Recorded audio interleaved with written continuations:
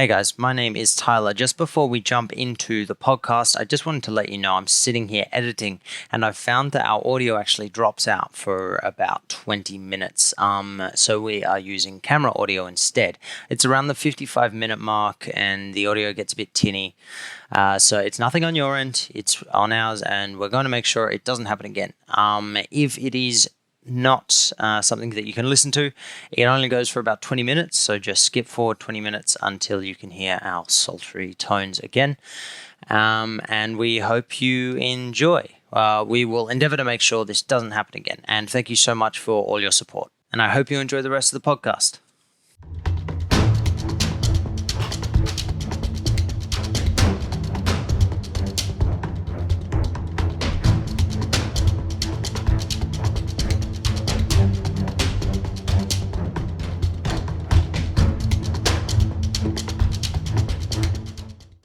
Welcome to the Historical Miniature Gamers Podcast. My name is Jacob. I'm Tyler. And I'm Daniel. And we're here today to cover off the second part of our list building strategies for bolt action. So this is our first video for 2021. Exciting times. So we thought we might just get a little bit of an update what you guys have been up to through the holiday break. And then we'll get straight into the tactics. All right, well, do you want to take us off? Because I know you've got quite a big pile. I've got a bit of a collection. Of things that are happening. Very shortly, doing a Test of Honor event in March, all beginners event at Good Games Rockingham, and we're just going to be telling people how to play Test of Honor. Tara and I filmed a video about how to play that we're going to put on YouTube fairly shortly. Yes. Other than that, I've also been looking at things that are non-historical. But Get out, go, leave. Both of these are the Joseph McCullough Rangers of Shadowdeep and Frostgrave. They're both very similar rule sets in the sense of the activation mechanics, the dice rolling and all that kind of thing. Yeah. They're more of a different kind of theme. Both fantasy. One's more attuned to cooperative play and another's PvP. Getting into that to try that out. And also have Warfighter. Just picked this up real cheap on Gumtree. Going to give it a go soon. Oh, so you haven't actually played that one yet? No, I only picked it up in the last couple of days. If you're looking for someone, let me know, because I'm always keen to try out new games. Yeah, cool. There may be learn to play Warfighter after this. We'll see. Who knows? You might get 2 for 1. What have I been up to? Yeah. I've been doing basically Frostgrave and Shadowdeep as well. Yep. But you've got the rules, and we've just kind of worked with that. So I've just been building a warband. The best thing about it is like how easy the buy-in is. It's like 8 figures. For both systems. Like Shadowdeep, I think I have 2 figures because we have 4 people in our group, so that's 8 figures between us. Yep. And then Frostgrave, 8 figures, and it's like Fistful of Lead in the sense that it can be anything basically.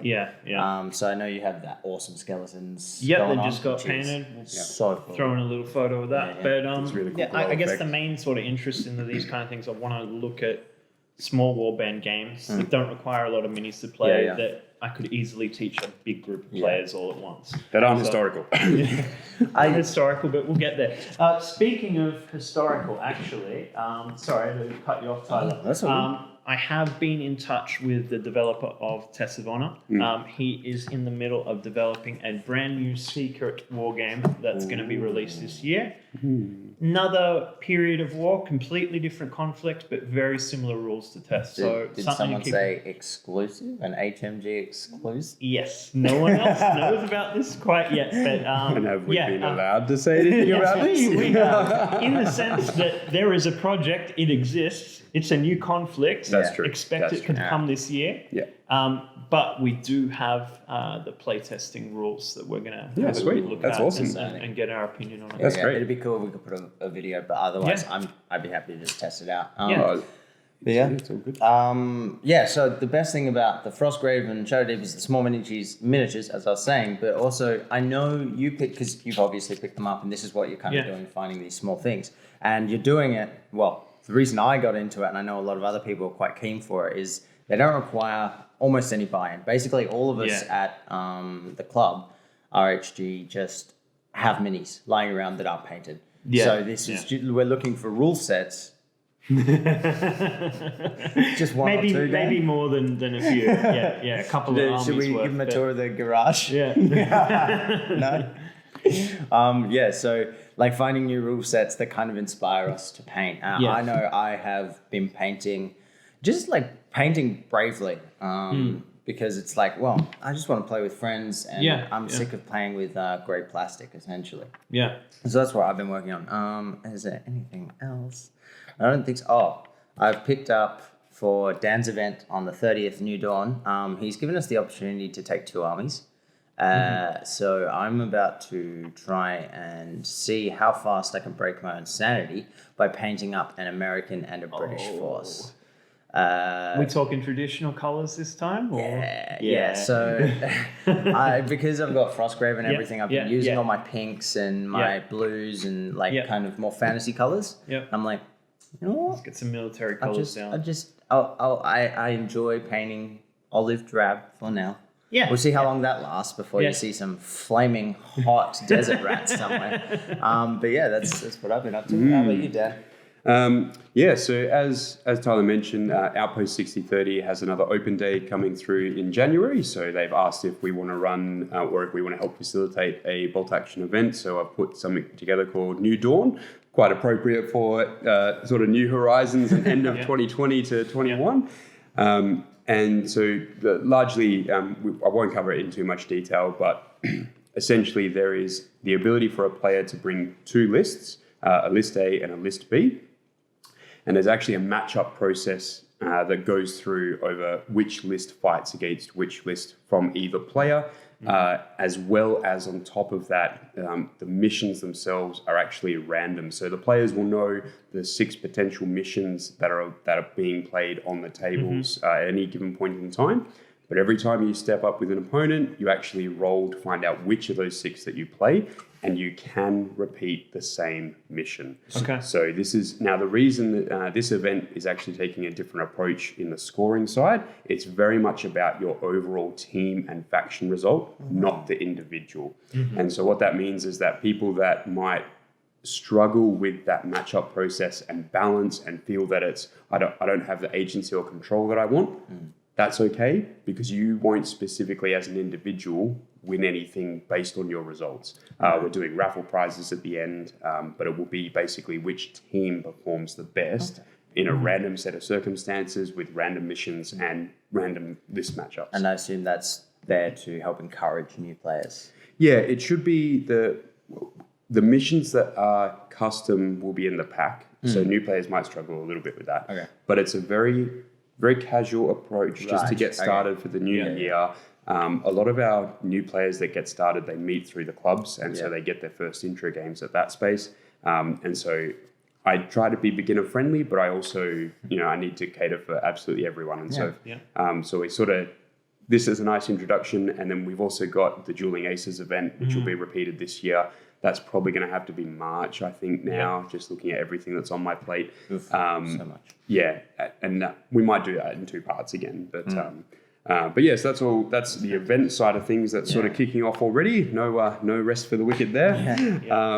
But I have finished another unit of Bulgarians, so tick, they are making progress. Yes, I feel very, very glad to have got that. They look really, really cool. We might see if we can check a picture. Yeah. Yeah, I'll get you guys to help me take some nice pictures. That way it'll look good. Yeah, sure. But I've also been working on my Orc Blood Bowl team. We had that community paint day like a week ago. And so they're all coming together nice after a couple of years. And the other thing that I've got, what else have I written here? Lots of summer cleaning and spring cleaning stuff in my hobby garage, because it got quite messy over Christmas as we were storing presents in there and furniture and cots and all sorts of things that were moving on to other people and helping, trying to spread that load a little bit. And so I looked in there and I was just like, yeah, this has got to get blitzed. This is just absolutely crazy. So I chose to forego a little bit of hobby time. I wanted to get 5 models painted a week, but instead I've had to do a bit of cleaning on the front end. So I'll have to pick up some more painting afterwards to make that better. In the long run. In the long run. So, but if I can do 5 a week, I approximately will get sort of 20 done a month, give or take, which is generally about 2 units worth. So if I can maintain that sort of a strike rate, and I know, me and Wayne Turner are going to be bouncing off each other, trying to keep that momentum going. Anyone else is free to join. It's very similar to what the Paint All Minis and the Paint Some Stuff groups, but just that next level down where it's 1 to 2 of us just really try to keep each other motivated. So looking forward to that. Wayne has his Cruel Seas event that he's planning on launching relatively soon, and I'm super keen to finish painting my Cruel Seas for that as well. Speaking of Wayne, he's just gone into his own little side business, Man Cave Productions. So that's a 3D printing service that's just opening up. So please follow them on Facebook. We'll add the link in the comments. I actually just got my first mini from Man Cave Productions. Oh, yeah. The quality is outstanding. The guy really knows what he's doing. He's got 5 printers, I think, at the moment, and I don't think they stop. The guy's constantly doing things. He's got a backlog already of different stuff, and so we just want to shout out to Wayne. He's been there's a lot of things that he's been willing to help us sort of conceptualize in the background for a lot of our other events and stuff as well. And so he's I'm looking forward to seeing what he's doing, especially in the Cruel Sea space, because he's very passionate about that. So good. Which I'm really keen, keen. And just another shout out for Wayne. We do have a long-awaited edited copy of our Christmas special for the HMG podcast. All of those figures have little Christmas hats that Wayne printed out. So you'll be able to see some of that. Yeah, and, so good. You might see some footage of tests of Honor here and there on the channel. And we've got quite a few minis that have been printed out as well through Wayne as well. Anytime we mention those, I think in the video we mentioned him as well, just because it's phenomenal printing. I actually just want to quickly jump on with you saying you're doing your Orcs. You got me into Blood Bowl as well. Oh wow! Yeah. You bought what did you buy in? I bought last a week or Halflings something? team. Yeah, okay. Oh, my Orcs are gonna crush him. I was I bought the team because I was they look so cool, and I think it was Charlie said, oh yeah, they've got Gordon Ramsay heads, which is hilarious because now I have a thrower and a catcher, Ramsay. And so when he throws it and the catcher catches it, he can be like, finally, some good fucking throws. Sense of that. Will we? Anyway, so... We said Gordon Ramsay, they'll be able to imply what we said. I mean... so that's what I've been doing in regards to that. But I found out halflings are actually quite trash at the moment, but that's fine. I'm here for a good time. They'll definitely give you that. Yeah, for sure. And Lorraine as well. Yes, that's coming up in a couple weeks, and I'm so excited. We sat down and had the best strategy meeting. We were talking about a couple of different strategies. And for everyone at home, I'm actually playing on the opposite team, so they won't tell me anything. So thought they were friends. So right off the top, this event is just a little private thing that we got going on that we're trying out bolt action in 15 mil, and that's really so we can get more figures on the table. We've got a big 3v3 with some commanders, and then they've got side deployments and reinforcements that they can give to other players and all this kind of stuff. So we've got 2 teams of 3. You're on allies. You're on Axis. 2 teams of 4. You've got with the commanders as well. You know what? I mean, we'll probably do a recap and a whole coverage of Lorraine anyway. I think that's totally my bad for bringing it up. But basically, we had the best strategy meeting last night, and I cannot wait to put everything that we've worked into practice because it is going to be the best. Basically, anywhere where Dan is, we just rush him. Typical. Spread of propaganda with this whole event. You guys just, the misinformation going everywhere is just hilarious. We found out some really, really interesting information on what tanks we have available. We thought we had some M variants, and then the M variants number next to it got bigger and bigger and bigger. We're like, okay, all right, we'll take that. Cool. So I'll stop talking because Dan's on the other team. But kudos to Nick for putting that all together. Absolutely. It looks like it's going to be an absolutely fantastic day. And I can't wait for it either. And he's painted most of it too. So he did. And he built the boards. Nick's one of our, he's pretty dedicated with what he does. We love him for it. Don't break yourself though, man. Just but so we probably need to now at this point we'll come back into the actual list building element of where we are. So we'll just take a quick break. We'll just take a quick break and we'll come right back. Okay. On to list building. Part 2, on to list building. Cool. So if you looked at our previous episode, which I do recommend that you go and have a look at, we talked a lot about some of the basic principles of list building and the purpose of a list. So now we're going to get into the tricky stuff. So this is going to include, and we'll start straight away with, what units do I even include? Where do I even start? So we know that we have to have a commander and that we know we have to have some troops. Yes. Yeah. But and then the biggest tank you can take. Maybe, maybe not the biggest tank. Yes, just one down. But maybe the fattest. So but that's the whole thing, right? Yeah. Like one of the first things that our wargaming minds go to, especially if you've come from any background like 40K or some of the other things, is like, what's big and cool? Because that stuff generally is just amazing. And bolt action still sort of works like that. Like I hands down, when in my Soviet forces, I look at all the different toys that I have. It's really hard to go past a KV2 or a KV1 for their survivability, and they just have such an iconic profile that for me they're such a classic tank. Yeah. But I love the T-3485. I just love that tank. It's a workhorse that generally sits in my armies, and it's incredible. It's cool. Like it just goes in. So, but do I include it? Do I even put it in the list? How do I make that decision? And so I guess there's two streams of thought for this, which is you have your new players or your casual gamers, and then you have your experienced players building for an event, or players who are wanting to min-max the overall efficiencies of their list. For a new player, sometimes it's simply, what do I own? What do I actually have in my collection to put into my army as I'm building? Absolutely. Or what could I potentially borrow? It could be like what it is with me and the T-3485. What's cool? What is in the theme with my army? What do I want to see on the table? Because and sometimes you get the historical inspiration where it's really amazing that they've had to pivot XYZ piece of machinery in the turret so it would all fit together, and there's several different examples of where things like that were ingeniously created, and that's a nice little bit of history. And if you want to include a vehicle or even a unit that achieved something based on that, that's fine. That's perfectly fine. I think that's a great place to start. Like, because for some people, min-maxing, or like once you go to a tournament level, like you're there because you want not necessarily win, but you want to be competitive. But like, especially for myself, I was like, these guys are going to be pink. There must be a panther. Because Pink Panther. And that is where I started. Like, if you're a new player and even if you come from another system, I think the best way to start is that what is cool, what is in theme. Like, do you want a Budapest pocket defender list? Do you really, really like Desert Rats? Do you like the Australians in Tobruk? Yeah. That's World War II, right?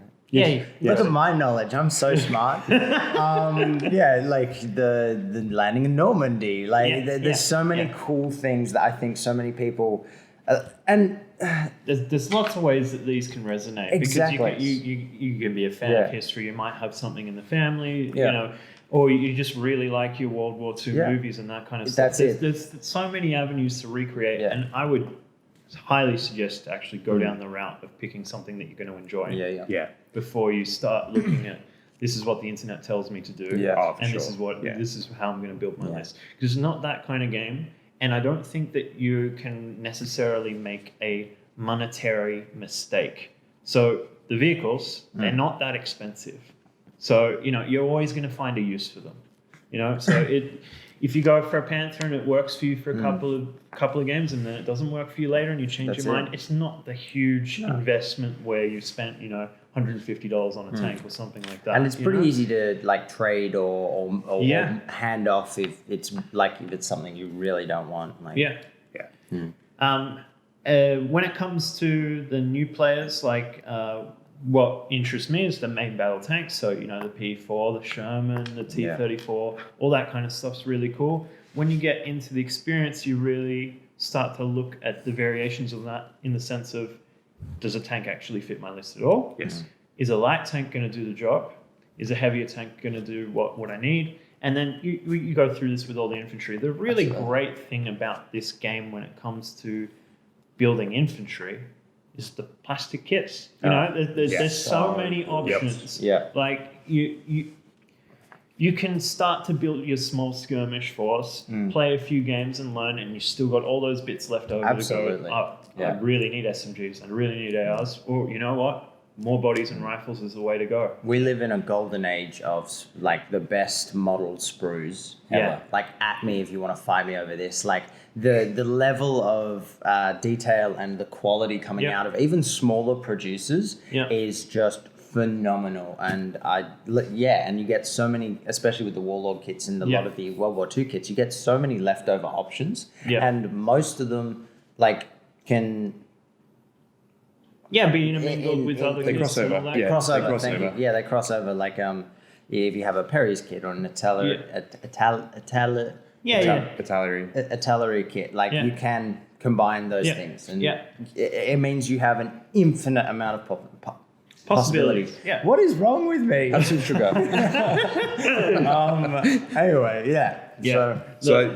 My suggestion: you pick what looks cool in the sense, and the cool could mean that I'm into this part of history. I'm into this nation. I'm into this particular battle. I really like this movie that showcases that. Any of those is not a bad option. And don't think it's cliche. Never be like, I can't do Saving Private Ryan because everyone's done it. Who cares? Just do it. Do it for yourself. Do it for the love of the game and the love of that awesome movie. But I mean, that's a very good point worth touching on, because the reality is, so from my personal experience of having got people into this hobby and having helped people on their hobby journey, and also me myself, you will get more inspiration and motivation to do the thing that you want to do than you will by being super strict about the number of particular infantry that were in this list at this time with this equipment. Now look, if that's your thing,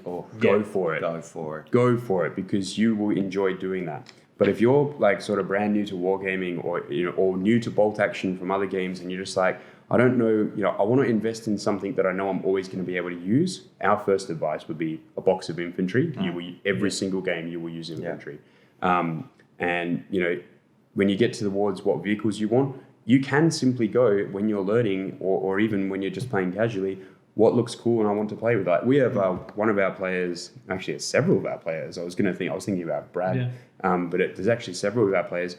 When they come to events and stuff that we run, their list contains stuff which I look at and I go, it's not really like a good bang for buck style unit. Like it's, anyway, but it's cool. Yeah. And you sit there and you go, you're right. It is cool. I think it's literally all of our players. Like everyone. That's what I mean. It's like almost everyone, right? Yeah. One other thing to touch on the vehicles themselves, they have a lot of variations too. Yes. If you look at the Panzers, there's like 10 variations of a 3 and a 4. Yes. And the same thing with T-34 Shermans and all this kind of stuff. So there's a Panzer 3 A, B, C, D, E, F, G.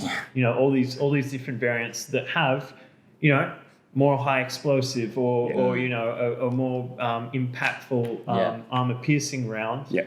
Or ones that guile it right back in a sort of an AA vehicle or whatever else. And the best thing is, like, most of the time you just have the one kit, and it might be interior changes or something on the outside, but very few times you get two different turrets. But the thing is, you could have just one Panzer 3, right? And I could be like, that's a Panzer 3F. That's for example. right. Yeah. And then it might not be, but no one's going to be like, that's not it. Like, it's completely different. Most people. Okay. So, No, but I haven't had to cut down my turrets, gun for a game. Yes. No, that's right. And part of that is, and Gorcha would absolutely probably agree to this as well, that part of this is the social convention of getting together and playing a game with an opponent.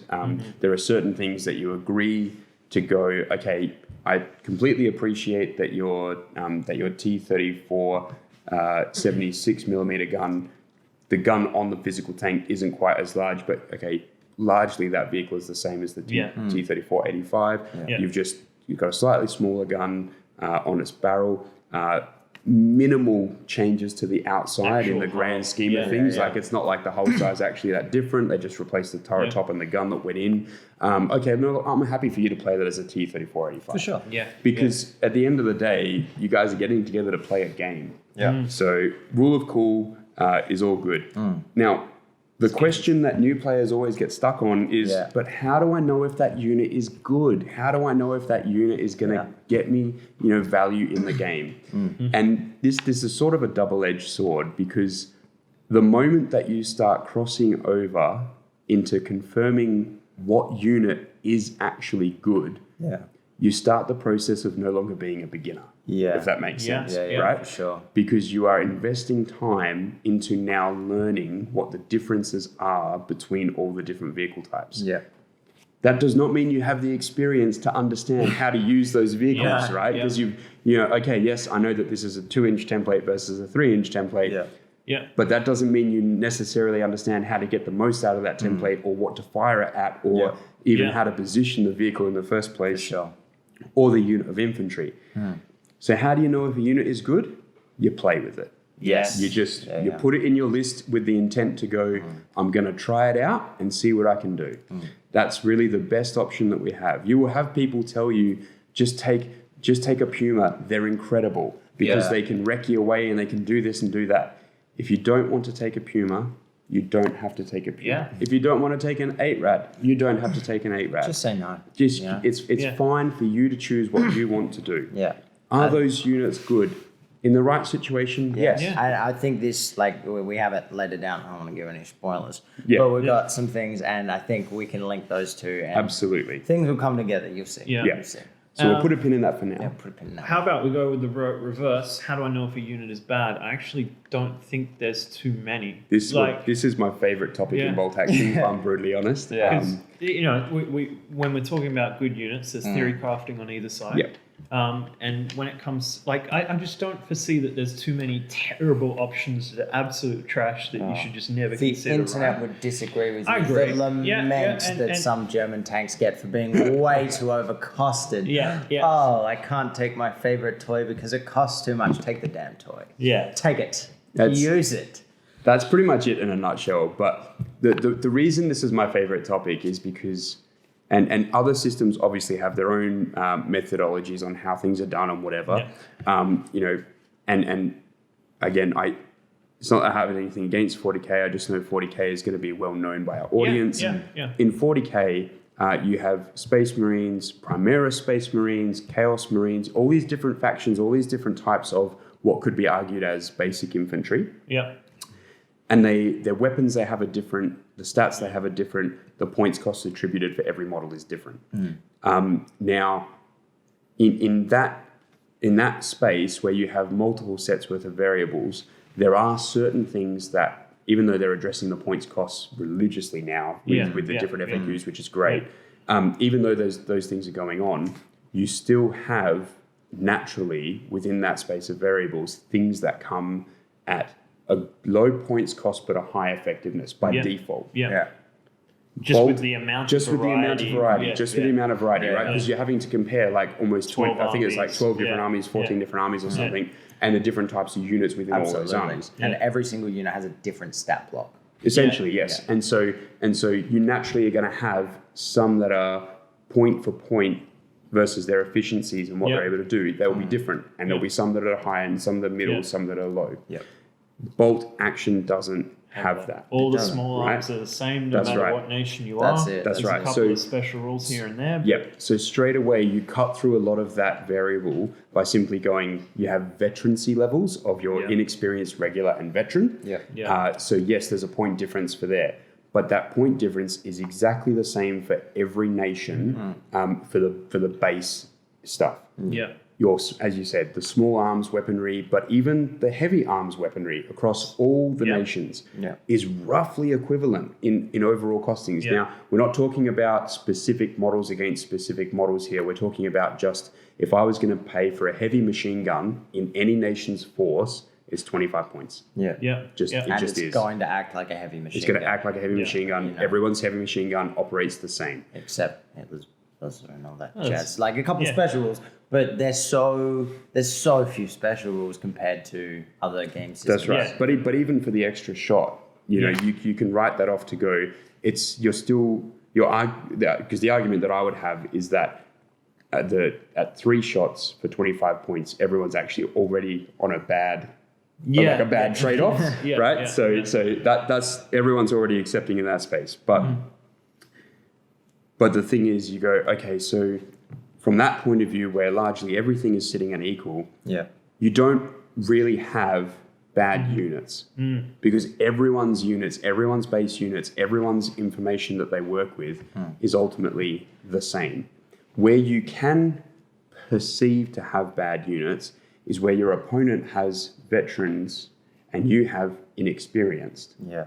Now that is actually not the fact that your inexperienced are not the same as their inexperienced. It's simply that their veterans are veterans. Yeah. And your inexperienced are inexperienced. Yeah. So he literally, or your opponent is literally paying more points for their veterans because they've gone, let's say, up a level in their stat block or their ability on the field. And they're choices that you make, though. That's right. Like, you have access to veterans. You can take veterans. I'm pretty sure every list, every major list, and the minor nations, I'm pretty sure that everything has access to almost all types of units. Yeah, it's there are just a few some key theatre exceptions. units that can only do certain there's a certain few. veterancies and whatever else. Yeah. But when it comes back to new players, and we talked about variants with the vehicles, and you have the P3 that could be A to Z, whatever it is.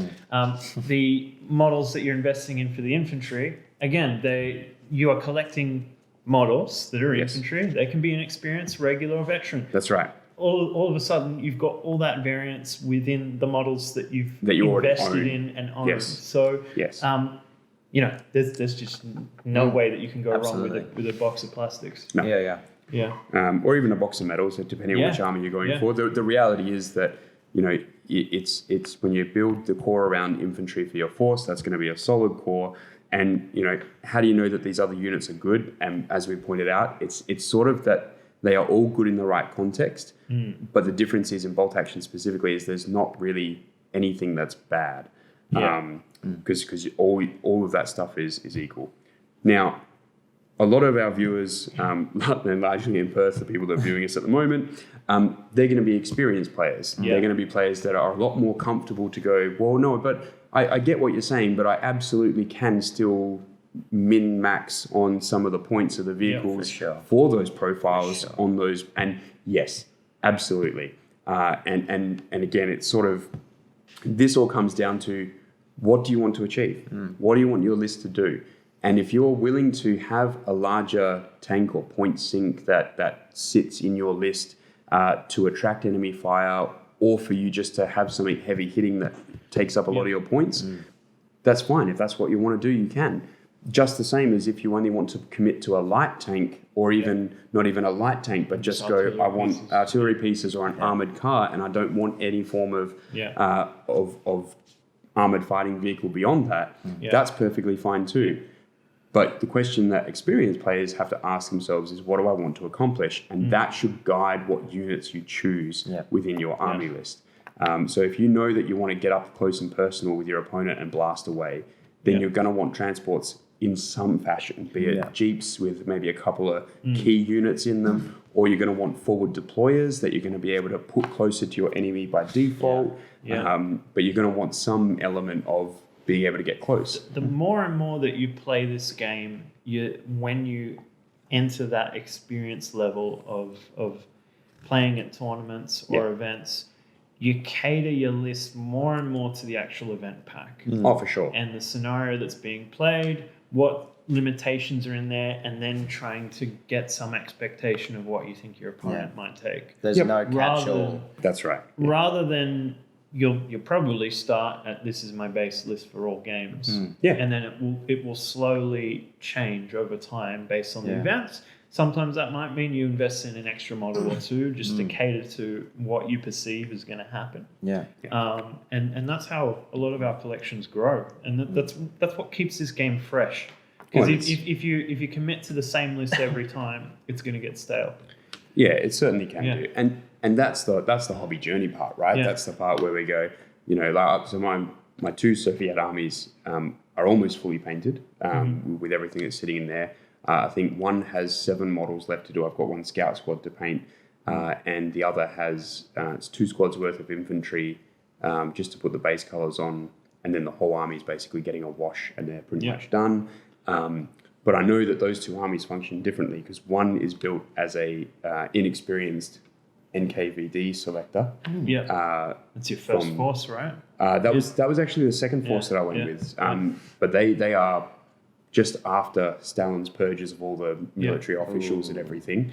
So I'm like, no one veteran. I think the only one that's veteran in there is the medic because they have to be, because I don't get regular medics in that list. But my regular Soviet list operates completely differently because it's regular and a mix of regular and veteran. They've got the armored support because the NKDV essentially had light anything or nothing. They didn't get any heavy weaponry support because they were a border defense at that time when I've themed them. But it's all of that journey element of, done this for a little bit, comfortable with the list. I want to try something a bit different, got to add it in. But I mean, once you know what you want to achieve with the list, that's how you can plan those next steps of what you want to do. But it also is, what combinations of units do you actually want to run? Now, a combination of units, immediately I can already hear on the commentary, like people are saying bazooka in a Jeep, flamethrower in a truck, all that sort of stuff. And that's true. And we would agree with a lot of that. But a combination of units can actually be 2 infantry units. And if you think about holding an objective, 2 infantry units committed to an objective is likely to hold the objective. Your opponent's going to need to work hard to get rid of 2. I, speaking of like combos that you want to run, I really, really enjoyed, and infantry combos especially. My last list that I took to Skulls last year, I had a squad of, and people at home who've seen this before or heard this before already know, but I had one squad of 10 fanatic veteran Waffen SS with ARs, and then I also had a flamethrower. And so a lot of the time it'd be advancing those 2, keeping them in cover, but basically taking risks with both, knowing that my opponent is most likely going to have to split fire. They're both massive threats in close combat. And so if they don't focus enough, they can both get in, or if they focus one will most likely get in. And that, I mean, it worked for most of my games. Like both squads, like in the first game, flamethrowers got taken out, ARs got in, absolutely wrecked. Second game, ARs and flamethrowers, they split their fire and didn't manage to take either of them out. Right? And so I took out a whole squad with my flamethrowers and a tank with my ARs. That was fun. Or was it? No, maybe it was a light armored vehicle. Whatever. It was still cool. It was ridiculously cool. And then in the last game, Patrick, just a phenomenal player. Like he just focused down one thing and then focused down the next. And he just did a really good job. Had some really good rolls with orbital bombardment. It probably felt like an orbital bombardment. It most certainly did. He just had. Did the naval one or? No, it was just artillery. It was just. I walked over past the table whilst it was happening, and Tyler was just sort of. I could tell it wasn't going his way because he had this sort of this calm but disheartened look on his face, and he was silent. He was just silent, and I'm watching there, and Patrick's going, "I'm sorry," and just putting pin markers on the units. It really, really hurt. And like most people who play with me know that I'm very, very boisterous normally. So me going, I didn't get salty. But I was definitely sitting there like, how the hell do I come back from this? You may not have been salty, but the line was right here, and you were right there. For sure. I was like, but I got over it pretty quickly once I realized the game was done. Just tried to get some points back. Anyway, off the topic, but that's a combo that I really enjoy running. Like 2 close combat threats, just gone. What you gonna do? That's right. Like, What about yourself, Jacob? Yeah, well, I'll just go over the common ones, which is, flamethrower in a Jeep or a bazooka, etc. And then, doubling down on that, is that going to come in from reserve off table onto, outflanking? That's definitely a key one. And then, when it comes to the actual event, you start looking at certain things. Like I've done events where I've gone heavy with, 4 or 5 half tracks, really trying to push up the front. I did, in the lead up to Skulls, I was really trying to focus on multiple ranges and then breaking through with several units on one flank, really making that hard. And then just having all my static gunnery on the other side. So, it's just something you got to...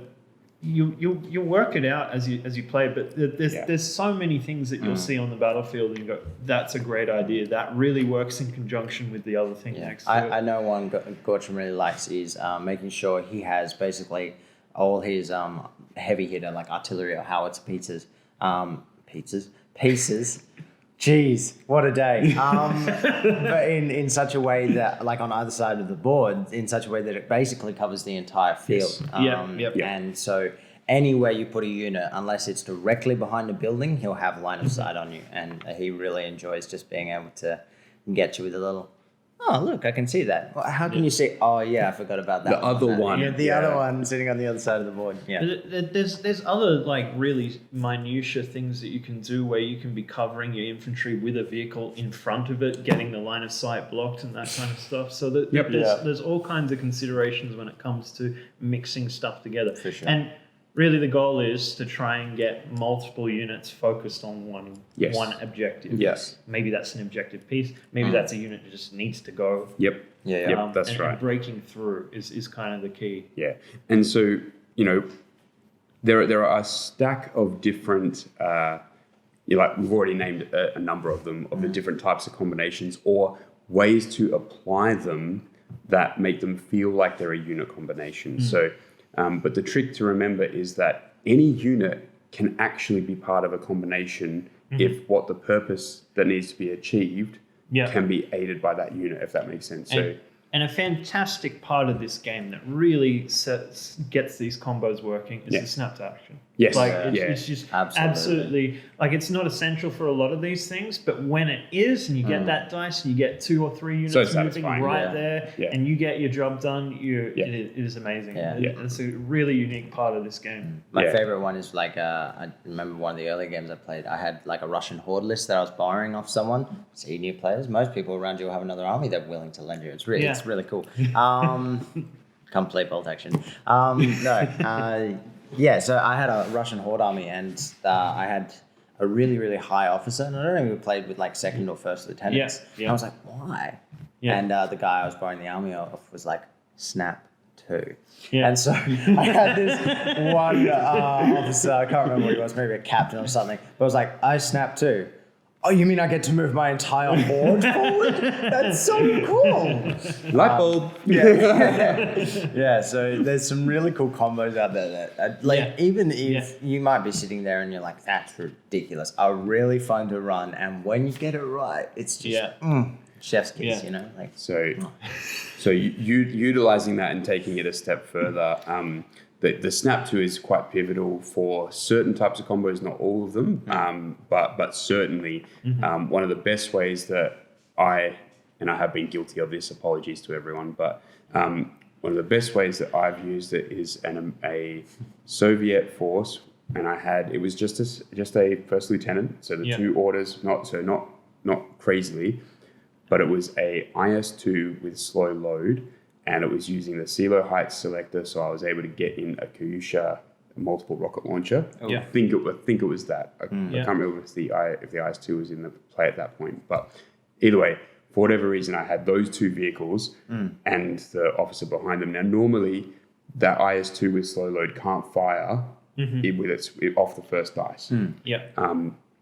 But when you give the first dice snap 2 to the officer, you can. Okay, right. And it was clarified in the FAQ that you can. And so the snap 2 comes out, you give that to the officer, you then pull the extra 2 dice. So you have a multi-launcher firing off, as well as a large 3-inch template in addition to that. Now, you could use that just for the explosion damage, but I would use it to put smoke down. Yeah. And so yes, there's a lot of randomness of where that smoke is going to go, but the multi-launcher is going to go initial cloud plus D2 additional clouds, and the 3-inch marker is going to make a massive one that goes right next to it. So if all three of those end up even relatively close to one another, you choke up the battlefield. And then you go, now the rest of my army can advance without really getting shot by that sort of stuff. That's another thing. With the combos, like you might have the idea in your head that these are units that are actually working quite closely together, that are deployed quite closely together. That's not the case. The common one that people will do is trying to set up a trap for a vehicle. And that means that you've got an artillery piece within line of sight of one way, maybe your tank in another, and maybe you've got your small Panzerfaust, Shrek and all that kind of stuff, and covering that. And it doesn't necessarily need to commit to actually shooting the vehicle, but deny the movement more so. And then, you have a look at things like smoke. Those smoke can open up opportunities for other infantry to really move up the battlefield without getting shot. Agreeably, the scatter is frustrating, but you can work. When we get to how to utilize smoke, I've got a few things I need to plan out and some grids and some maps and stuff to draw to make sure it works. But you can work with the smoke if you get enough times going. So we'll move into next the art of math hammer and ratios, but we'll just do that after a short break. So when we start talking about the art of math hammer, I'm actually not referring to what some of you might know, which is if I take 24 dice and I need 3+ to hit on those dice, I'm going to approximately get, I think it's like 16 or 18 hits. I'm actually not talking about that. Whilst that arguably does fit under this bracket, I'm talking more about understanding some quick ratios of points, and specifically points per unit within a platoon and the points per dice within a platoon. I'm talking about breakpoints for a unit and understanding where your efficiencies are gained. And we'll go into some other bits as well. There's 2 other parts as well. But we'll just start with some of those quick ratios. That's a nice, easy one to tackle off. Points per unit per platoon. So if you have 1,000 points, how many points are you willing to put into a unit? And how many points on average overall should you have per unit in a platoon? Now, those are very open-ended questions. They're not, there's no set formula to go, it should be about 100 points because that's just simply 1,000 divided by 10 units. I can guarantee you that at 10 units, you're building probably a veteran list, and it's going to take way more than 100 points on average for some of your units. You'll have certain units that you can make efficiencies on where you don't have to spend 100 points, but in general, your infantry blocks are going to be like 200-point blocks with their upgrades. Like it's going to be quite pricey. But you can get a rough idea to go like exactly what I just did then. I know I have about 10 units that I want in the force. I know that I can't spend generally more than maybe 100 points per unit if I want to just have an equal spread. I know that my commander and I know that maybe some of my weapon teams aren't going to be 100 points. So I can bank those, that extra amount. That extra amount, you will probably average that to 30 to 50 points, depending on what option it is. Okay, so that maybe makes up another 100 points I can use. That means that I can flesh out my infantry a bit more. Like, so all these things build on each other very, very quickly. Like, I'm not writing anything down. I'm just going off what I roughly know for the list and the armies. And I'll have 3 infantry squads at 125 each. Some backup options, maybe probably at that point 2 or 3 weapon teams. In having the understanding of a quick breakdown of 1,000 points actually allows you to do some very quick, rough and sketchy, but some very quick ratios. So that's what math hammer is. It's basically rough, like napkin math. Basically. Napkin math, 100% napkin math. In your head, mental math, quickly being like, I could probably fit that much and that. And it doesn't have to be exact. You're only going for a rough approximation. And the reason that becomes important is in the next couple. So then we have points per dice, where you then essentially do the same thing, but the number of dice you want in your list. And then you go, okay, so now that I know roughly how many points worth I have in my list or how to break it up, when my opponent comes to me with a 1,000-point list and 9 dice, I can do a rough approximation of what's they're costly units. Yeah. I can reverse that to think about how can I get points out of them. So a big part of most war games when you have a point balance structure is if you can use less of your points to mitigate, control, or affect more of your opponent's points, that's an efficiency. Yeah. That's an efficiency within you playing the game. It's an efficiency on and you can build on that efficiency turn to turn. This sort of ratio thought allows you to make some quick judgment calls around that. And you will know, for example, that if they do bring a tiger tank, there's a big chunk of points that is sitting in that. Yeah. And that's something to consider when you're getting into that sort of ratio talk about points per unit. How much are you going to dedicate to a couple of roles? So really, what are your support roles looking like? What are your frontline infantry looking like?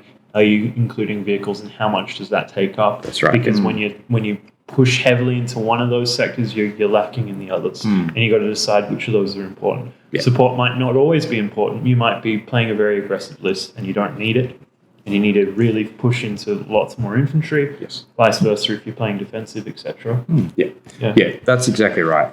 And so, but without understanding what those ratios are, you look across the table at a unit of 10 troops, and you go, I don't really understand how many points and how dangerous that unit is. Yeah. But if you know that it's a regular unit, so they're 10 points a man, there's 10 of them, so that's 100 points in that unit. You know they have a light machine gun, so it's 120 points. You're starting to build what that rough idea looks like. Yeah. And so you go, and the reason that's useful is then you go, I am going to need to commit probably as close to as many points as what's in that unit to kill it. Yeah. If I have something that's cheaper, like let's say it's a 50-point MMG and they're close to being pinned, and so you can just pin them out with the MMG. Unlikely, but let's say you could do it. But that's a very good decision because you are removing points off the board at less of an expense of yours, which means that you have in your army more points left to then affect what is now a smaller points pool overall. I think Math Hammer is actually also really, really a lot easier than in other systems for that exact reason. You know a regular man's 10 points. You know that a LMG is how many points. I am not well versed in points, but I will be after this episode. So you have these basics, and if you know these basics, you can really very quickly work out. And I mean, a lot of the time you don't need to in a tournament situation because you have the opponent's list in front of you. But you don't want to be stopping every time and being like, oh, what was that? What was that? Right. You can literally, if you look at a squad, you can be like, so I'll need to throw this at it. I think, because I'm sitting here and I was like, what's the practical use of this? And then you mentioned opponents. And I I was of course. You can switch it up. It's not about looking at your list because you've built your list. You kind of know what's in there. Yeah, if you build a list and you don't know how many points you paid for it, you missed a step. That's roughly 120 points, I think. He says he points at a panther. So, before we get too much into this, really, really great tool out there is Easy Army. It's free, wg.easyarmy.com. It covers most of the things in most of the theatre books. There's some intricacies that are a little bit wrong, but 90% of the time, you're going to get a good idea of building a list. I'd say 99% of the time. I haven't had many issues at all with it. The only what I wanted to bring up about it is that it also includes how many shots that those infantry blocks are doing. And that really gives you an understanding of, that's going to do X, Y, Z. This is how I can sort of think about this on the field. And important to know that it does include Hitler's buzzsaw. If you are doing that, you don't you don't get way too many shots. You can't double stack on top of something that's already there. But we're not referencing what may have happened at all. But I have no idea what you're talking about. But it's actually, and that's actually a perfect segue because the next element of taking this point for point thinking above and beyond just simply trying to understand how much of your opponent's army is used up in a particular unit is then understanding unit breakpoints, so the damage output and the number of, essentially how hard it would be to reduce that damage output. So, Easy Army is fantastic at helping with that because, as you said, not only do they just put the number of shots, but they'll also obviously have the number of men and the veterancy level, the morale level of stuff. And they've also got all the special rules at the bottom. Yep, they've got all the special rules there. But even just with their veterancy levels, and knowing how many shots they're putting out, you can go, right, well, if they're veteran, I know that 1/3 of my shots that actually hit are going to kill something on average. And again, it's napkin math, it's not exact math. So 1/3 of my shots. In order for me to reduce my opponent's 10-man squad down to 75% of their overall shooting capacity, I'm going to need to kill 3 models. So you go, okay, so 1/3 multiplied by the 3 models that I need to kill, I'm essentially going to have to shoot at that. Let me try and think that through. I'm going to want about 9 hits out of a shooting attack to kill 3. I think it's about 9. To kill 3 in 1 shooting attack. And that kind of comes into more traditional math hammer of this is the breakdown of 24 shots into this many hits, into this many hits. So now we are starting to go back into that territory. And the reason that you want to try and get an understanding, like I've had games that I literally have won or lost based on the estimated impact I can do to an opponent's unit just to reduce the number of shots. So I'm not talking about wiping the unit out. I'm not talking about getting a kill point for it. What I'm wanting to do is add a pin, because pins are always a good thing to have on a unit. Pins are wins. But B is great. Sorry. But B is I want to take that 20 shot unit down to a 15 shot unit. Now, so it's not always going to be an exact drop of those 5 shots. But what you'll find is those 5 shots, when you start dropping those ratios, well, you can't fit 9 into 15 twice. Right? So we were talking just about I need to be able to drop 3 guys off in order to reduce the efficiency and reduce them because they're veterans and whatever. So if those veterans now are reduced by 3 and they're going to shoot back at me, I'm reducing their firepower for things that are coming back through. It's very much an art rather than a science at the level that we're talking about. But you need to be aware of how to impact the damage that will be coming back at you. And the unit breakpoints, roughly, where you see them, it's the turning point where you go, okay, the unit's hurt, okay, the unit's at 50%, okay, the unit is almost useless. Like, you as a player will have that feeling when it's done to you, and it's the slowly removing, their efficiency, removing their efficiency rather than actually removing the models. So you'll have, generally, as soon as you lose 25% of the unit, you're going, okay, they're hurt, but and this is on the basis of a 10-man unit, I should just say. You're going, okay, 25%, they're hurt, but you know what? There's still sort of 7 or 8 guys there. I can still keep going for a bit. I'm still okay to keep going. Down to 50%. All right, I've got 5 guys left. 5 guys is still enough to be able to do things with. I probably need to be a bit more careful with them. Okay, there's 2 guys left. They're basically upgraded to small team. That probably shouldn't be your But when you're at 2 people out of what was previously a 10-point unit, because you remember that those 2 people, for all intents and purposes, still cost the 130 points that you paid for that unit. So those 2 people are now protecting 130 points of your army. So they move away from any sort of aggressive role into a fight for life. Need to get out of sight, need to protect the dice, need to protect the points. Because you don't want to essentially lose those points up to your opponent. Which means they're no longer effective for an offensive role. That's right, they lose their efficiency. Unless there's a kill mission, you can basically ignore them at that point.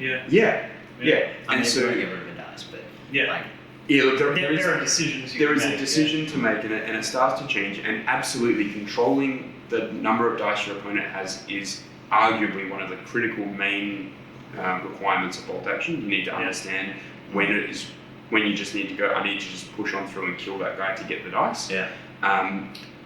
But if your opponent decides to go, I can't really afford to do anything with them. I'm going to be hiding them in the corner. You can come and chase them if you want. I'm just going to keep running them away. Yeah. You essentially can ignore them. Yeah. Which means that your opponent, whilst they haven't officially got those points, they can't do anything about getting meaningful with them. That's right. So, but all of that is driven by the fact that they're no longer efficient at what they were meant to do. Yeah. And there's multiple ways of doing this. We're going to probably get into this with point-for-point thinking, but like, you know, pins themselves can make the unit less effective than it is, even without losing the models. That's right. Then there's ways to take advantages where, you know, maybe the sniper is the key option to take out that weapons team, or go for a key figure within a force, or go for you know, if you go for their commander and they've got 3 groups of infantry that are really stacked on requiring that snap 2 to move. There are ways to really break through these efficiencies with, you know, it doesn't require the same amount of output to commit to, or even more so. I actually think the snipers shooting a special weapon out of a unit is something heavily underutilized by a lot of people, and I totally get it because I do it myself. It's you either end up engaging sniper v sniper on combat, where you proceed to miss each other for the whole game, or someone gets lucky and then they proceed to miss for the rest of the game. Or you start targeting machine guns, mortars, and those weapon teams to try and it's about getting rid of the dice, and it's about causing damage. Like, those are all perfectly fine things. The one element that I think needs to be elevated that we don't necessarily think about as much is, are my supporting infantry going to have an easier time of it if I snipe that LMG? If I just take that out of the equation? Because not only do you obviously kill the guy and you drop the light machine gun, that significantly reduces the impact of potentially getting a pin at long range. At 36 inches, for example, if you're at 36 inches and you know that your sniper can get a shot off and nail that LMG and they haven't activated yet, 24 already. You're down to 24. You are safe for the turn. So I do think, and again, it depends on where you've positioned, because snipers do get prime position in most games. It depends on what targets you've got available. However, removing that LMG, or removing that Panzerfaust, or removing that, let's say, flamethrower out of a squad, those things actually carry a bit more weight than maybe what everyone first thinks. Because if you take out one of that machine gun at 4 shots, but if you can do it in turn 1, and that's how the snipers hit. They're like the only unit in the game with like an 80% hit ratio, but only hit 20% of the time. Classic. But if you take out that 4 shots on turn 1, that's 7 turns worth of potential shooting that you've negated. Right, there's 28 shots. So there's an argument to be had that benefit is almost better than getting rid of a team. For sure. Again, napkin math. It may not be exact it's like definitely that, but something you it's worth consider, because those infantry squads are key. They're pivotal in things happening on the field. That's right. Those support options have a limited capacity on the field, and a lot of that could be due to their placement and what's in their line of fire, etc. And they're just not as nimble, and that's just to do with placement. So looking at where I can break a unit that is infantry might be way more important. So should we move on to? I think we should. We'll touch on point-for-point thinking, and we have lightly touched on it with a few of our other comments already. Point-for-point thinking in the art of this ratio stuff is, if you're putting points into a unit that you're building for your own list, how capable is it to hurt or destroy a mirror image of itself? So a unit of 10 just with rifles, shooting at a unit of 10 just with rifles, how likely are you that you're going to be able to hurt that unit? You'll probably hurt that unit, but if you had an LMG, your chances go up because you're firing more shots. Obviously. It's a point investment. Now, obviously, you're going to have those shots coming back at you as well, so how well can you survive? And that's where, making use of terrain and stuff is super critical in the game. But what you don't necessarily want to do is go, I'm going to take a unit of 5 guys with rifles, because it's the minimum squad size. Yeah. And that's what my 2 infantry choice is going to be. Mm-hmm. Now, the reason that I would say, there are certain builds which, maybe that's okay. Yeah. But the reason I wouldn't recommend that in general is because 5 rifles, shooting at 5 rifles, is not going to kill a single model. Yeah. Right. So if you're taking distance plus cover into effect, you're hitting on 5s or 6s. Yeah. So you've got 5 dice hitting on 5s or 6s. Let's say you get 2 hits out of that, which would be generous. Yeah. Of those 2 hits, you're then going for damage conversion. On regulars, you're going to get 1. Yeah. So you might kill a guy. The 4 guys that are going to shoot back at you are going to do even less to you, so you might think that's fantastic. But the thing is, that's not a good trade. Yeah. Spending 1 activation to put a pin on and kill 1 guy, only for them to shoot back and kill 1 of your guys, that's actually not the sort of trade you want. You want to have 10 guys shooting at 10 guys. Now, yes, it's upping the stakes. But if you kill 3 models off that 10-man squad, they can't shoot the same number of shots back at you by default, but the difference of what they started with versus what they shoot at you with is greater. From 5 to 4, it's 1 shot. It's statistically insignificant. From 10 shots, if you go, well, I would have had 14 shots, now I've got 11 shots, that's enough to actually swing a bit of probability. Only a small amount. If you have a windfall, and let's say you kill 6, that's amazing. That's incredible. That's really going to impact. That's basically going to take that unit out. Because you've dropped the bullet 50% off a single shot. But what you're trying to understand is like, where is that nice ratio of points for the number of models for the shots, and is taking a unit that's of its minimum small size actually going to get me benefit? Because the layer that you then put over the top of that is my opponent likely to field a unit of 10? In which case my unit of 5 shoots at his unit of 10, they kill 1, and then 9 of his shoot back at me and kill 3. That's not worth it. It's obviously more points, but you do need to think about the point-for-point efficiencies on what you're actually doing. And then there's perceived effectiveness. Now, this one we'll go into, and then we'll probably take another break, but this is about understanding the lens of your personal gaming experience and your expectations when looking at a unit on paper. So not looking at necessarily specifically the other things you would list, you're now just looking at this one unit. So I wrote down a couple of things. What the book allows a unit to do doesn't always make it a good unit for your army.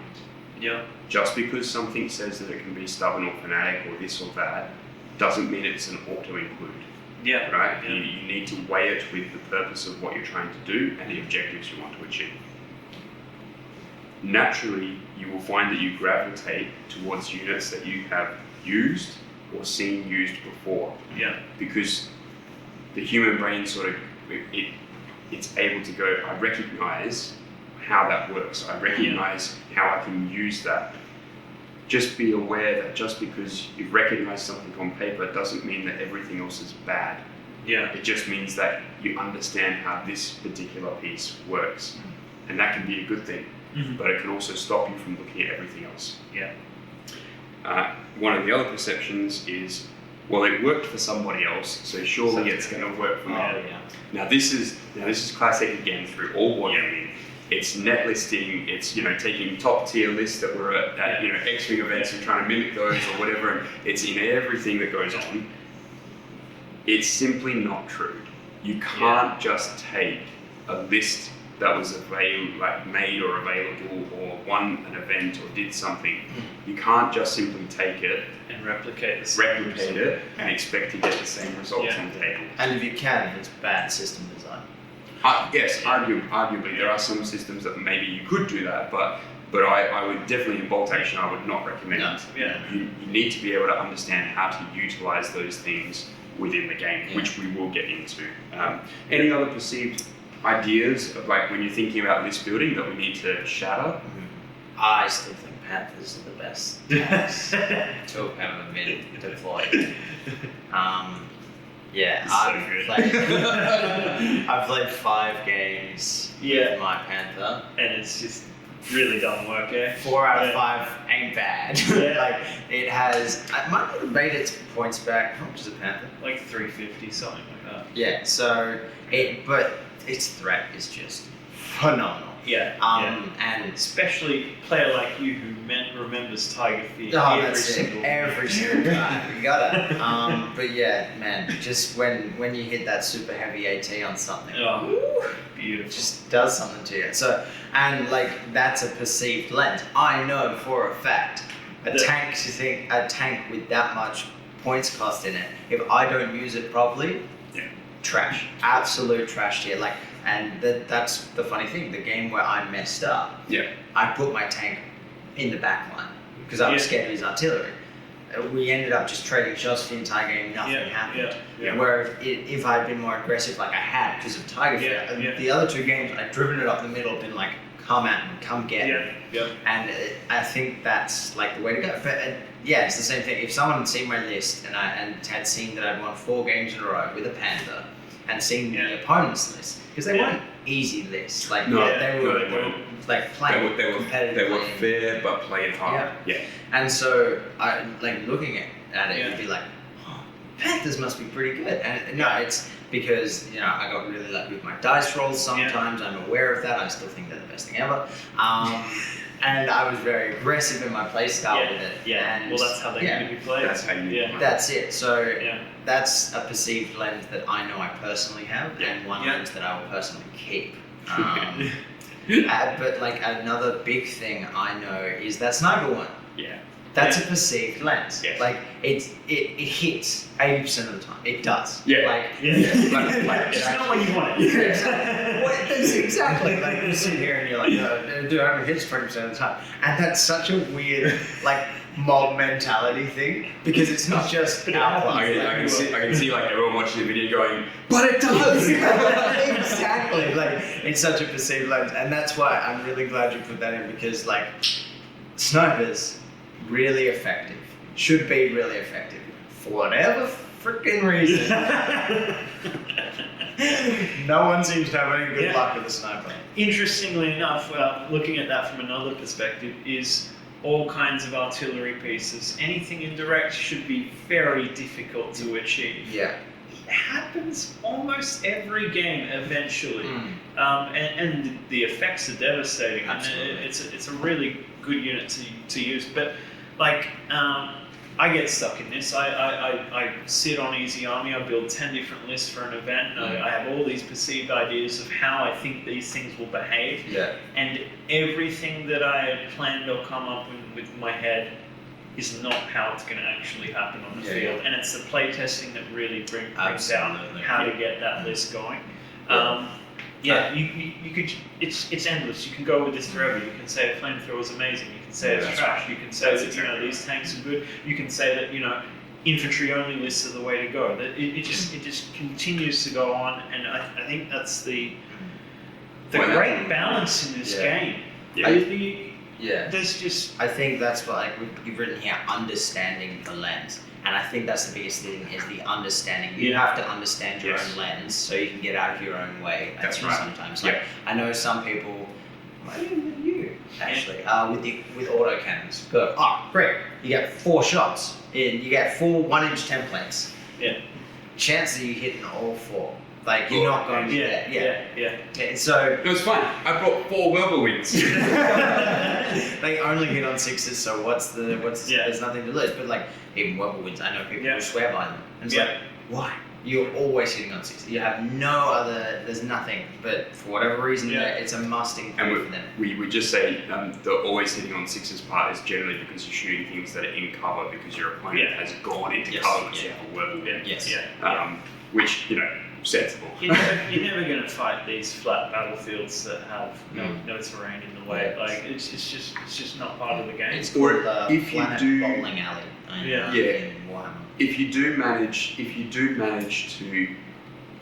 outmaneuver a unit and catch it in the open, that's because your opponent potentially has tried to do something and risky. They've been caught out of position, or because your opponent maybe you just blew up the truck and so the guys didn't have a choice but had to jump out. So it can happen. However, I would argue that most canny opponents are going to look at the fact that you have something that is essentially a slaughterhouse on wheels, and they'll go, well, I'm just going to sit in cover because I can minimize your impact, and if I take the hits, I take the hits, but you're gonna be severely reduced in your ability to hurt me. But yeah, I think it definitely feeds into our next element, which is talking about playtesting and iterations. But we're going to take a short break before we get into that, and then we'll finish up the episode.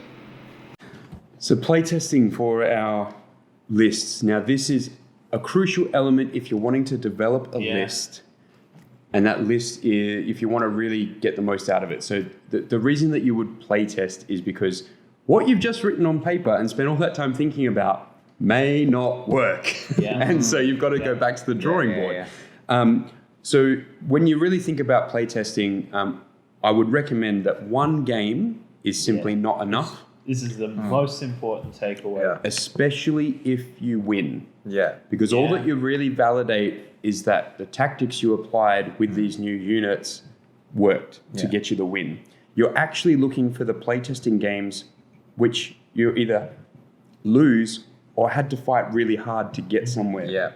For sure. Because that will show you the weaknesses of the list. That'll show you the things to watch out for. That'll show you the things that you need to go, okay, it wasn't necessarily just a tactical error. I actually am being outmaneuvered on the board here, or I don't have anything that can combat a KV2 heavy tank.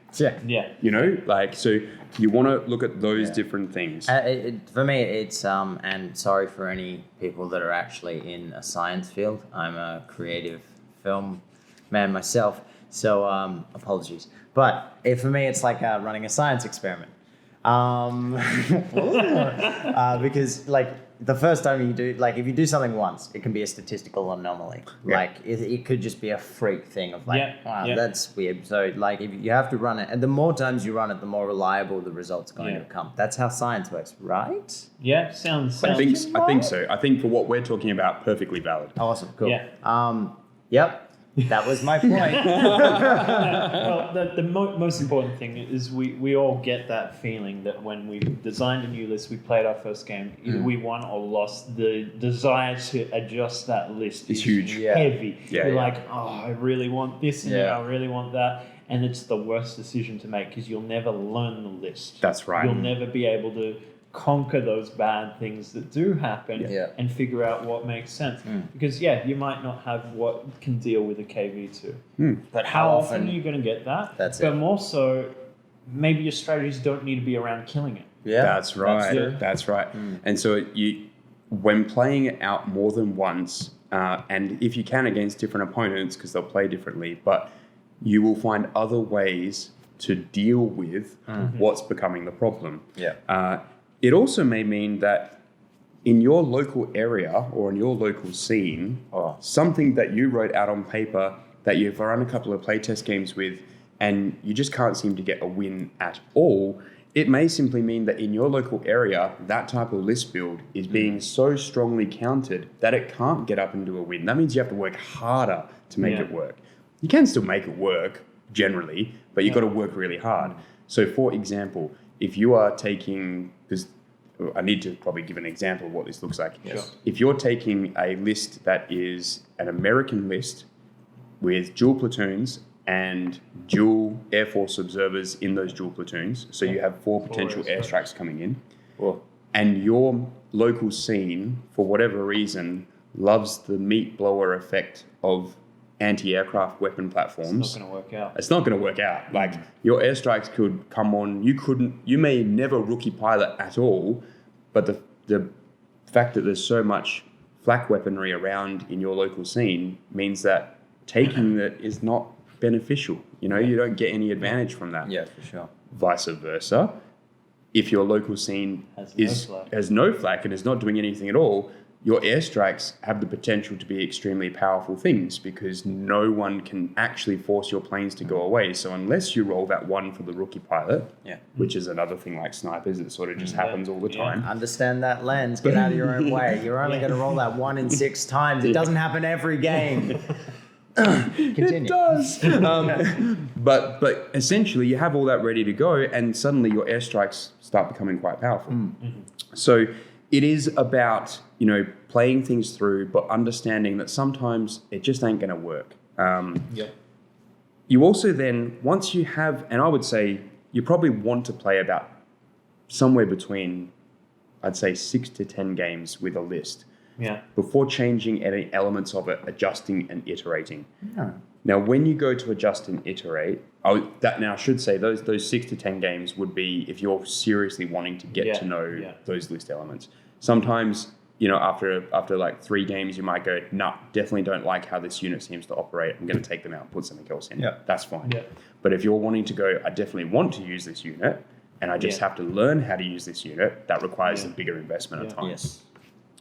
But when you're adjusting and iterating your list, and so iterating simply being cycling through and starting over once you've made the adjustment, there's 3 very quick things, which we're just going to cover. Learn from the failures, which is a default one. Make sure you pay attention to what went wrong so you can learn for next time. Only do one small adjustment at a time.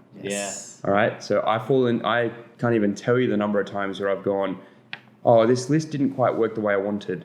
So I'm going to change 60% of it to fix the 10% of the game that I didn't like. And then I go to the next game and I went, no, that list didn't really like the way I want. I'm going to change 60% of it to change the 20% I didn't like. And you get into this cycle of you are adjusting and iterating, but you're doing it in such a massive chunk that you're not keeping your original elements of the list that worked because you're having to sacrifice things to put stuff in. And the knowledge that you're gaining is being wasted. Correct. Because you don't have the same unit combos. Correct. And if you have successes, you're not learning. So and it's an expensive way to do it if you're a newcomer. It is. But you also, even for like your infantry, like you could go, one game you could go, I want to go all veterans, and so all my infantry are veteran, and we're lodging that in, and we're all good, and everything's really hard to deal with. And then you go, oh, I don't really like how some of that works, so I'm gonna pare it back, I'm gonna scale it back, and I'm gonna change all the infantry to inexperienced, and then because that will give me more points to put more things in, and so I'll put in some other more toys, and then that should be okay. Now Tyler sort of chuckled a little bit halfway when I was describing that. Is this a personal experience? No. Okay, good. But what you will find is the next time that you play, not only did you change things more than one step at a time, you also change them quite drastically. Your infantry won't have the staying power that they did in the first game.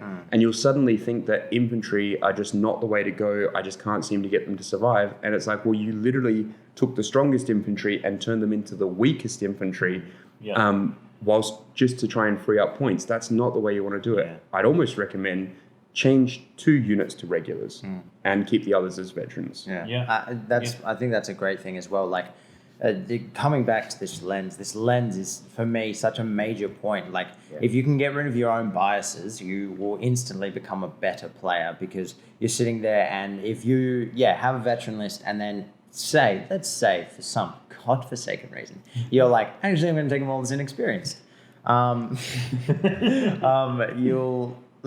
you need to look and compare the 2 lists. You can't just go, okay, infantry's crap. You look at those and go, okay, why did that happen?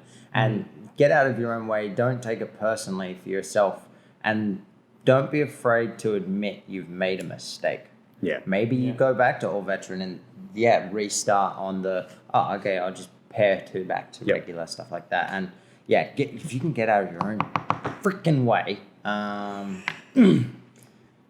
you'll be gold. Perfect. I'm sorry. Tyler might be a bit struck by that one personally, but I don't know what you're talking about. Panthers for life.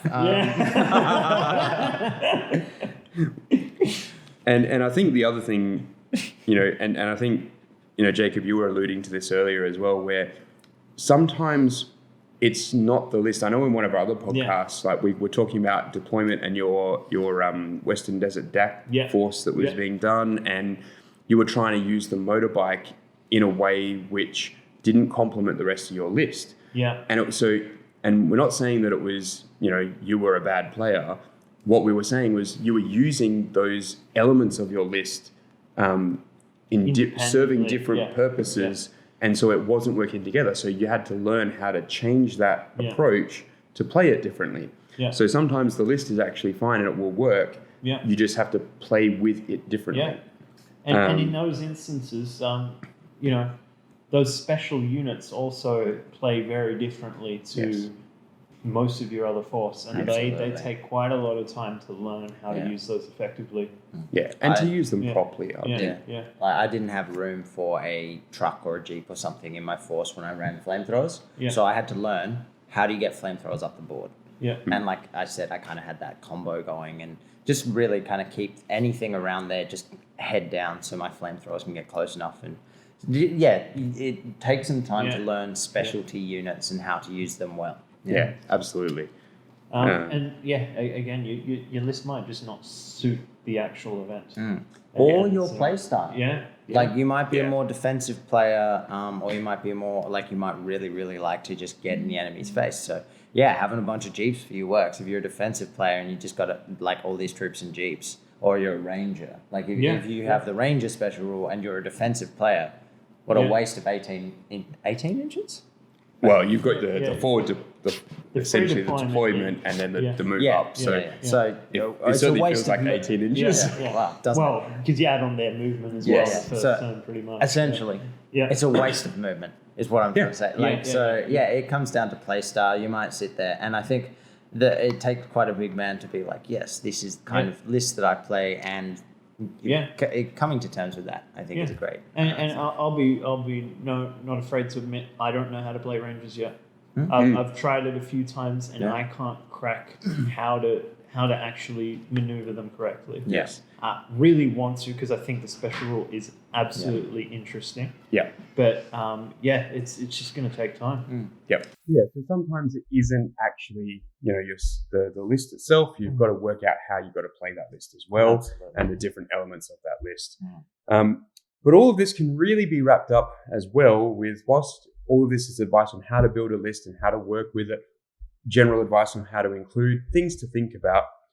There is no golden ticket here. This is not a build this list and ergo you will win all your games. You can't win bolt action by just building your list. You still have to actually play the game, and the turn mechanic obviously is one of the biggest things that completely destroys any plan you have of anything, because I'm going to move this. Oh, it's your turn. It's your turn again. Or sometimes you actually might want your opponent to do something, but you get all the dice. It's not just the list. There are other elements to this, and we can't say that by following these things. Interestingly enough, I'd say if you talk to any of our tournament winners at any of the Outpost games, they don't include the same list again the next time around. Obviously, there's some adjustments because the event pack is different, etc. But there's no formula that they say this is it. This is the list. No one can beat me. I'm sticking with this for the next year or whatever it is. That's absolutely right. And the fact that just because it's written down and looks good on paper, it doesn't actually mean that it's going to be good on the table. And that relates back to what we talk about, whether a unit is considered good or not.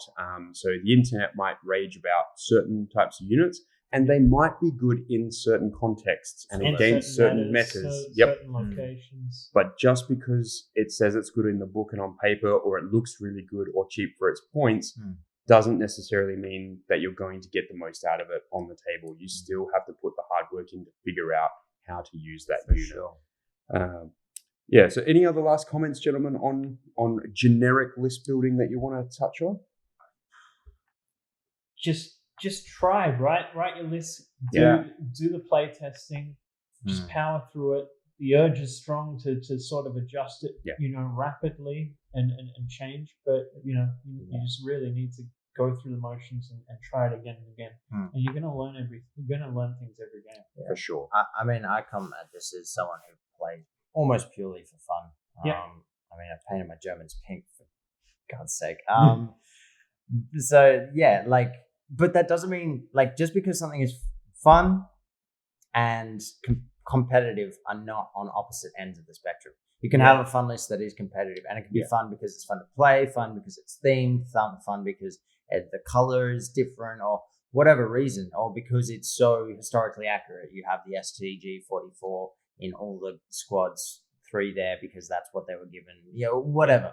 Yeah, that's a really poor example, but so find a theme, find something that you want to work around, and then build a competitive list around there. I feel that's the best way, because you also want to play test that more.